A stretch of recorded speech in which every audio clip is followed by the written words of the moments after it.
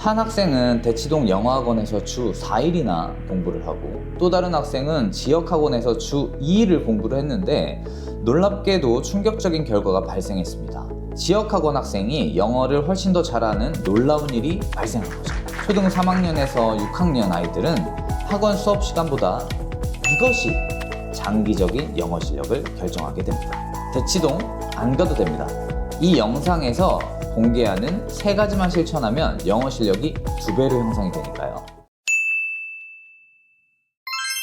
안녕하세요. 14년간 대치동과 반포, 남양주에서 영어 교육에만 전념하고 있는 최유셉 원장입니다. 지난주 한 학부모님이 저에게 이런 상담을 요청하셨어요. 원장님, 우리 아이 영어 유치원부터 4년 동안 한 번도 안 쉬고 학원을 보냈는데 도통 영어 실력이 느는 것 같지가 않아요. 얘를 어떻게 해야 될까요? 여러분도 비슷한 고민을 해보셨을 겁니다. 저는 이런 학생을 보면서 한 가지 놀라운 패턴을 발견해냈습니다. 놀랍게도 집에서 공부하는 시간이 거의 없다는 거예요. 숙제가 아예 없는 학원도 있고 숙제를 학원에서 끝내오는 학원들도 많이 생겨나고 있죠. 그런데 이런 친구들이 대다수 중학교, 고등학교에 올라가면 공부량이 급격하게 늘거든요. 이때 학생들이 의도하지 않게 하위권이 되는 경우가 많았습니다. 영어 공부를 쉰 적이 한 번도 없는데도 말이죠.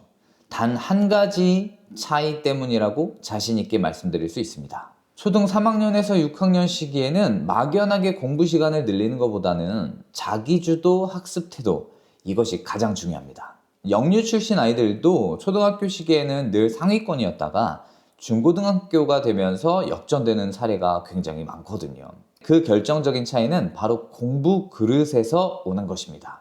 지금부터 쭉 고등학교 3학년까지 통하는 학습 태도를 만들기 위해서 당장 실천할 수 있는 3가지 방법을 알려드리겠습니다. 첫 번째 비법은 공부 그릇 만들기예요. 아이들의 영어 실력을 결정하는 가장 중요한 요소는 공부 그릇 그 자체입니다. 저희가 순공 시간이라고도 요새 많이 표현을 하죠. 이런 사례들 많잖아요. 우리 아이가 숙제를 전혀 안 해요. 제가 옆에서 끼고 시키면 겨우 하는데 혼자서는 안 하려고 해요. 자, 이런 태도는 공부 그릇을 키우는 방향인가요? 아니면 줄이는 방향인가요? 이렇게 보시는 걸 추천드립니다. 오늘 학원에서 배운 내용을 딱 10분만 시간을 내서 정리해볼까? 그런데 노트에 한번 정리해보자. 초등학교 3학년에서 5학년 또 6학년 되는 친구들한테 30분이라는 시간이 상대적으로 길 수도 있거든요. 요새 어머님들도 30분 집중하기 쉽지 않지 않나요? 저는 너무 어렵더라고요. 그럼에도 불구하고 10분은 가능할 거예요. 여러 연구에 따르면 스스로 학습 내용을 정리하는 과정을 갖는 것이 장기 기억으로의 전환이 약 2배 이상 효과적이라고 합니다. 바로 실천할 수 있는 방법을 알려드릴게요. 방과 후 또는 학원이 끝난 뒤에 10분만 스스로 정리할 수 있는 시간을 가져보는 거죠. 그리고 2주마다 5분씩 늘려보는 거예요. 그래서 총 1시간 정도를 스스로 앉아서 공부할 수 있는 상태가 되면은 이 친구는 공부 그릇이 커졌다고 말할 수 있습니다. 정리 방식은 아이가 직접 선택하게 해주세요. 노트에 정리할 수도 있고 마인드맵 형태도 좋고 또는 적는 게 죽어도 싫다고 하면 녹음하는 방법이라도 사용할 수 있도록 해주시면 좋을 것 같습니다. 두 번째 비법은 문해력 성장의 핵심입니다. 바로 읽은 내용을 설명하기입니다. 영어 성적이 정말 뛰어난 학생들의 공통점이 뭔지 아세요? 의외로 국어 능력에 있습니다. 특히 이해했다면 그것을 쉽게 풀어서 설명해 줄 수 있는 능력이 탁월하다는 점입니다. 이런 말씀들도 많이 하세요. 우리 아이는 영어 도서관에서 책을 정말 많이 읽어요. 그래서 AR 지수도 높은데 왜 문제를 틀릴까요? 이런 질문을 받으면 저는 이렇게 대답하고 있습니다. 책을 읽은 후에 아이와 읽은 내용에 대해서 이야기를 한번 나눠보시는 건 어떠세요? 책을 읽기만 하면 수동적 이해에 그치게 됩니다. 책을 많이 읽는다고 문해력이 저절로 늘어나지 않습니다. 책의 내용과 관련해서 대화하면서 생각도 정리가 되고 이 과정이 반복이 되면 글쓴이의 의도를 파악해낼 수 있는 능력이 길러지게 되는 거죠. 이게 진정한 의미의 문해력입니다. AR 지수 등을 참고해서 단순히 어려운 책을 읽을 수 있다라는 내용과 책의 진정한 의미를 이해한다는 것은 완전히 다른 내용입니다. 하버드 교육대학원 연구에 따르면요, 내용에 대해서 토론하고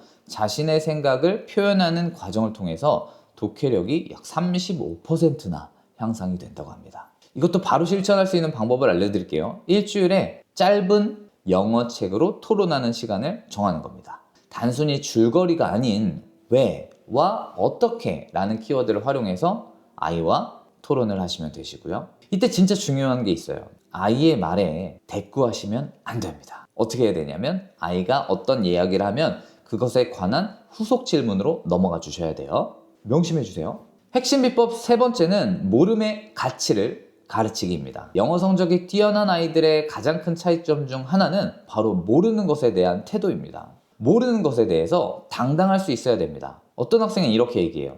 이 단어 뜻을 모르겠어요. 저는 바본가 봐요. 이런 친구가 있고, 또 어떤 친구는 이 단어의 뜻을 모르겠어요. 알려주세요.